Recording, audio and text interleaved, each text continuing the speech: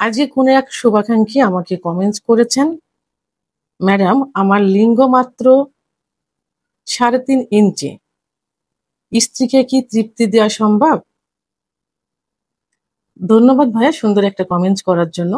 একই কমেন্টস কিন্তু অনেকেই করে থাকেন। দেশের এবং প্রবাসের ভাই বোনদের প্রতি সালাম। আসসালামু আলাইকুম। আমি প্রভাষক ডাক্তার রিক্তা পারভিন, হোমিওপ্যাথি এবং আয়ুর্বেদিক চিকিৎসক। চেম্বার সেবা, হোমিও কমপ্লেক্স অ্যান্ড সেবা ডিজিটাল ল্যাব, উপজেলা মডেল মসজিদের পূর্ব পাশে, শিমুলিয়া, মাগুরা। আর এটা নিয়ে কিন্তু অনেকবার আমি ভিডিও করেছি, কিন্তু বর্তমান আবার নতুন করে অনেকেই জানতে চাচ্ছেন যে তার লিঙ্গের সাইজ 2.5 ইঞ্চি, 3.5 ইঞ্চি, 5 ইঞ্চি, তো এটা দিয়ে কি স্ত্রীকে সুখ দেওয়া যাবে কিনা। তো আসলে আমাদের জানতে হবে যে পুরুষের লিঙ্গের গড় সাইজটা কত, এটা আমাদের প্রথমে জানতে হবে। পুরুষের লিঙ্গের গড় সাইজ নিস্তেজ অবস্থায় থাকে এখানে 3 থেকে 4 ইঞ্চি নিস্তেজ অবস্থায়। তো এবং উত্থান অবস্থায় থাকে 5 থেকে 6 ইঞ্চি উত্থান অবস্থায় থাকে। তো আর মেয়েদের যে যোনিপথ থাকে, যোনিপথ স্বাভাবিক অবস্থায় থাকে, চওড়াটা থাকে 3.5 এবং যখন উত্তেজিত হয় তখন থাকে 6 থেকে 7 ইঞ্চি মতো। অর্থাৎ তাদের স্বাভাবিক অবস্থায় যোনির যে আকারটা থাকে 3 থেকে 4, আর উত্থান অবস্থায় অর্থাৎ উত্তেজিত অবস্থায় থাকে 6 থেকে 7। তাহলে পুরুষের কত এবং মহিলাদের কত এটা কিন্তু বোঝা গেল। তবে হ্যাঁ, মহিলাদের ক্ষেত্রে কিন্তু বিশেষ একটা স্যাটিসফাই জায়গা আছে, মানে যোনিপথের ভিতরে যেটাকে বলে জি স্পট জায়গা। এই জি স্পট জায়গাটা থাকে কিন্তু যোনিপথ থেকে যারা বেটে মেয়ে তাদের ক্ষেত্রে 1 থেকে 1.5 ইঞ্চি ভিতরে, আর যারা একটু লম্বা তাদের থেকে থাকে 2 থেকে 2.5 ইঞ্চি ভিতরে থাকে। তো এই যে জি স্পট জায়গা, এই জায়গাটাই মূলত হলো মেন। এইখানে যত ঘর্ষণ লাগবে তত দ্রুত স্ত্রীদের বীর্যপাত ঘটানো সম্ভব হবে। তা এখন যাদের যে সেক্ষেত্রে আপনার এখানে যেটা দেখা যাচ্ছে যে 3.5 ইঞ্চি, এটা কিন্তু যে গড় যে সাইজ, সে সাইজের থেকেও কিন্তু কম।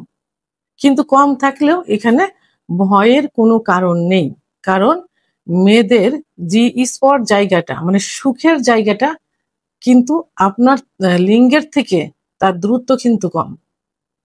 অর্থাৎ আহ আপনার স্ত্রী উচ্চতা কত আমি জানি না, তবে সেই ক্ষেত্রে 1.5 থেকে 2, 2 থেকে 2.5, তো এখানে তো আপনার তো আছে 3.5 ইঞ্চি।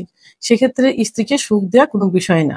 তবে এখানে লিঙ্গের সাইজটাই কিন্তু মেন না, মেন হলো স্ত্রীকে পর্যাপ্ত পরিমাণে ফোরপ্লে করতে হবে, কারণ সব স্ত্রীরাই চায় দীর্ঘ সময় সহবাসে লিপ্ত থাকতে। দীর্ঘ সময় সহবাসটা কি তারা বেশি পছন্দ করে এবং ফোরপ্লেটা কি বেশি পছন্দ করে। ফোরপ্লেটা কি, মেয়েদের কিছু সেনসিটিভ জায়গা আছে যেখানে সেক্স উত্তেজনাটা আসে। তো সেই সেনসিটিভ জায়গার প্রধান যে জায়গাটা সেটা হলো ক্লাইটোরিস। আর এই ক্লাইটোরিসের অবস্থানটা কোথায় থাকে? এটা অবস্থানটা থাকে প্রসাবের যে ছিদ্রের উপরেই থাকে একটা মটরদানার মতো। এখানে যত স্পর্শ করা যাবে এবং পুরুষাঙ্গ দিয়ে যত স্পর্শ করা যাবে, ঘর্ষণ দেওয়া যাবে, তত কিন্তু তার অর্গাজম হবে, অর্থাৎ সেক্স উত্তেজনা আসবে, কামরাস কিন্তু বের হবে। তাহলে তার যে জি স্পট জায়গা থেকে এই ক্লাইটোরিসের দ্রুত কিন্তু উম, মানে সামান্য এই জি স্পট জায়গা থেকে ক্লাইটোরিসে লাগাতার ঘর্ষণ দিলে কিন্তু খুব সহজে মেয়েদের অর্গাজম হবে বা উত্তেজিত হবে। তাই সেই ক্ষেত্রে এই 3.5 ইঞ্চি লিঙ্গ দিয়ে কিন্তু এটা করা কিন্তু সম্ভব।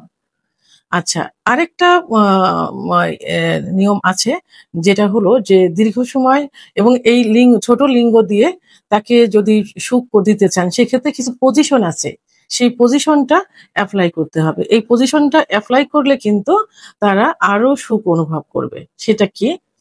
প্রথম যে পজিশন, সে পজিশনটা হলো মিশনারি পজিশন। তো এখানে যে পজিশন, সেই পজিশন হলো স্ত্রী নিচেই থাকবে, উপর থেকে স্বামী সহবাস করবে, কিন্তু তার বিশেষত্ব হলো স্ত্রীর কোমরের নিচে একটা বালিশ দিতে হবে।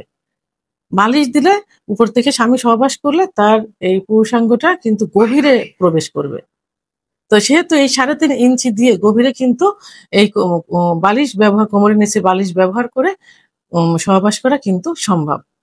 দ্বিতীয় যেটা সেটা হলো ডগি স্টাইল, অর্থাৎ পিছন থেকে সহবাস করা। পিছন থেকে সহবাস করলে এই 3.5 ইঞ্চি, আপনার তো 3.5 ইঞ্চি, অনেকের কিন্তু 2 থেকে 2.5 ইঞ্চিও থাকে, যেটাকে ছোট লিঙ্গ বলে।